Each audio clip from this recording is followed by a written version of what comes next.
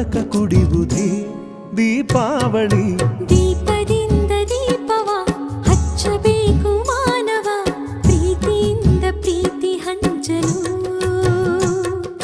ಭೇದವಿಲ್ಲ ಬೆಂಕಿಗೆ, ದ್ವೇಷವಿಲ್ಲ ಬೆಳಕಿಗೆ, ನೀ ತಿಳಿಯೋ, ನೀ ತಿಳಿಯೋ.